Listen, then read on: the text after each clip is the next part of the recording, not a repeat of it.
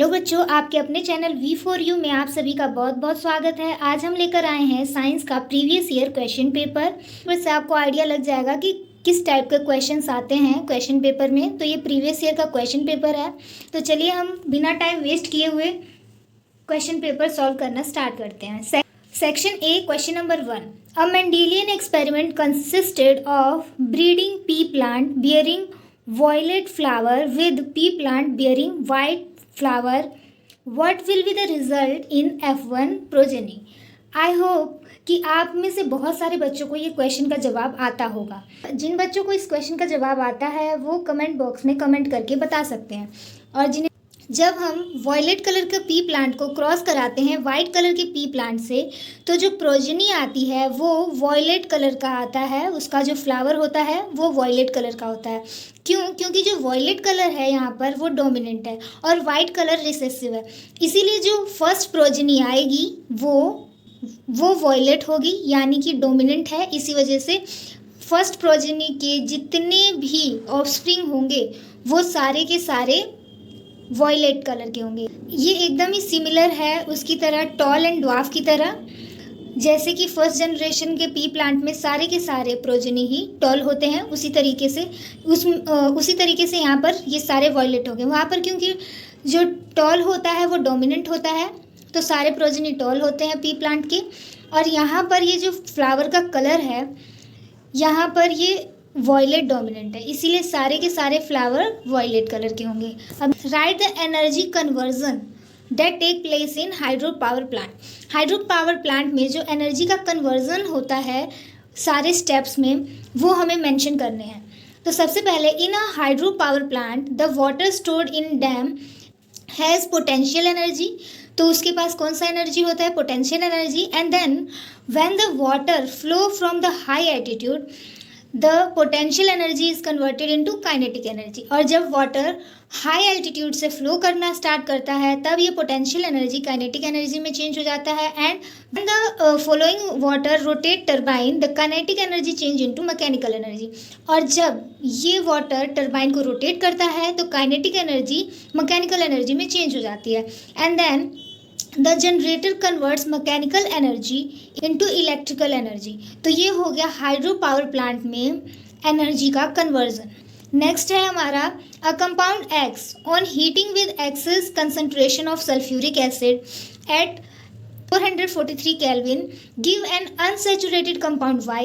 X also react with sodium metal to evaluate colorless gas Z. तो हमें x Y Z identify करना है। And write the equation of chemical reaction of formation of Y and also write role of sulphuric acid in the reaction. तो हमें इसका chemical equation लिखना है और सल्फ्यूरिक एसिड का रोल बताना है। तो सबसे पहले मैं आपको ये बता देती हूँ कि ये जो क्वेश्चन है ये इथेनॉल की प्रॉपर्टीज़ में से आया है। जब आपने चैप्टर रीड किया होगा तो केमिस्ट्री के एक चैप्टर में से है ये, जिसमें कि कंपाउंड्स का फॉर्मेशन होता है, इथेनॉल, इथीन, इथेन, इस वाले चैप्टर से है ये। तो यहाँ पर आप देख सकते हैं ये है हमारा वो रिएक्शन। ये एकदम एनसीईआरटी की बुक से ही उठाया मैंने।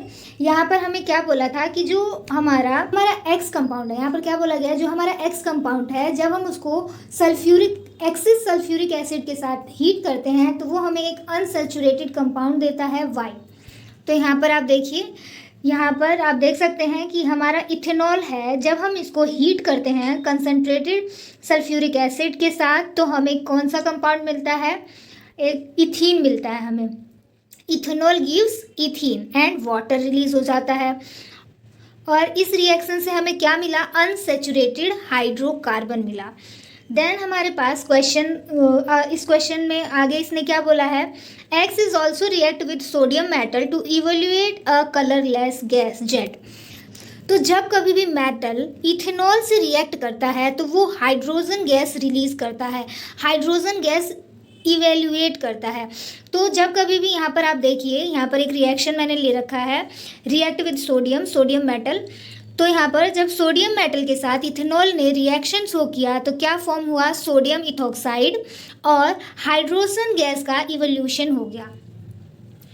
देन इसी क्वेश्चन में हमें क्या बोला था, केमिकल रिएक्शन लिखने, इक्वेशन ऑफ केमिकल रिएक्शन लिखने को, वो भी हमने कर लिया। अब लास्ट यहाँ पर बोला है also write the role of sulphuric acid in this reaction. इस रिएक्शन में सल्फ्यूरिक एसिड का क्या रोल है, तो यहाँ पर आप एकदम लास्ट में देखिए, the concentrated sulphuric acid can be regarded as a dehydrating agent which remove the water from the ethanol. ये एक डिहाइड्रेटिंग एजेंट की तरह काम करता है जो कि इथेनॉल से वाटर को रिमूव कर देता है। ठीक है, अब नेक्स्ट क्वेश्चन करते हैं हम। नेक्स्ट क्वेश्चन नंबर 4 का 2 पार्ट है। ए है name 1 gustatory receptor and 1 olfactory receptor present in human being. ये तो ऑलमोस्ट सभी बच्चों को आता होगा, चलो जल्दी जल्दी कमेंट करके बताओ। तो जो ऑल्फैक्टरी रिसेप्टर है वो हमारे नोज़ में होता है एंड जो गस्टेटरी रिसेप्टर है वो हमारे टंग में होता है। नोज़ में स्मेल से पता चलता है एंड टंग में टेस्ट से। Next question is B, write A and B in given flow chart of neuron through which the information travel as an electrical impulse. Electrical impulse सबको पता है, इंफॉर्मेशन होता है जो कि न्यूरॉन्स के थ्रू ट्रांसफ़र होता है एक न्यूरॉन से दूसरे न्यूरॉन्स तक। तो न्यूरॉन में क्या क्या होते हैं, डेंड्राइट होता है, सेल बॉडी होता है, एक्सोन होता है और फिर एंड पॉइंट ऑफ न्यूरॉन होता है। तो यहाँ पर ए और बी इन्होंने हमसे पूछा है और डेंड्राइट और एंड पॉइंट हमको दे रखा है। तो यहाँ पर आप देख सकते हैं the information of transmitted as the electrical impulse. जो इन्फॉर्मेशन है वो इलेक्ट्रिकल इम्पल्स के फॉर्म में ट्रांसमिट होते हैं and the dendrite passes electrical signal to the cell body. Dendrite से सेल बॉडी तक जाता है सिग्नल और फिर जो सेल बॉडी से वो जाता है एक्सोन तक और फिर एक्सोन से एंड पॉइंट तक जाता है। तो ए का आंसर है हमारा सेल बॉडी और बी का है एक्सोन। देन 5th क्वेश्चन क्या है, if the image formed by spherical mirror from all position of the object place in front of it always erected and डैम्निस्ड।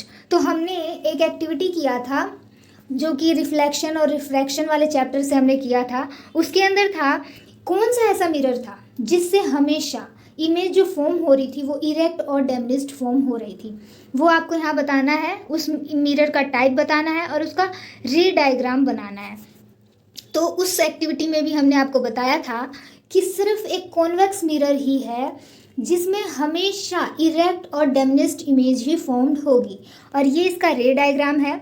यहाँ पर आप देख सकते हैं हमारा जो इन फ्रंट ऑफ द मिरर यहाँ पर खड़ा है और जो इससे इमेज फॉर्म हो रही है वो इरेक्ट हो रही है और डैम्निस्ड हो रही है। बहुत ही छोटी इमेज फॉर्म हो रही है और जो इमेज फॉर्म हो रही है वो भी पोल एंड फोकस के बीच में फॉर्म हो रही है। इमेज कैसी है, वर्चुअल है, इरेक्ट है और डैम्निस्ड है। So this is all about this all 5 questions जो कि बहुत इंपॉर्टेंट हैं, जो कि आ सकते हैं इस साल के क्वेश्चन पेपर में। तो अगर आपको और भी कोई से भी क्वेश्चन पेपर में कुछ भी डाउट हो तो आप कमेंट करके पूछ सकते हैं। हमारे टेलीग्राम को ज्वाइन कर सकते हैं, वहाँ पर पूछ सकते हैं। आप अपने डाउट, अपने क्वेश्चंस भेज सकते हैं। आपको आपके सारे क्वेश्चंस के जवाब ज़रूर मिलेंगे और जितने भी साइंस से रिलेटेड क्वेश्चन हैं वो हम आपको ज़रूर प्रोवाइड कराने की कोशिश करेंगे। और आपको कोई सी भी टॉपिक में कोई भी डाउट है तो उसको भी आप कमेंट करके पूछ सकते हैं। तो अगर अभी तक आपने हमारे चैनल को सब्सक्राइब नहीं किया है तो सब्सक्राइब कर लें, वीडियो को लाइक कर दें और बेल आइकन दबाना ना भूलें। Thank you.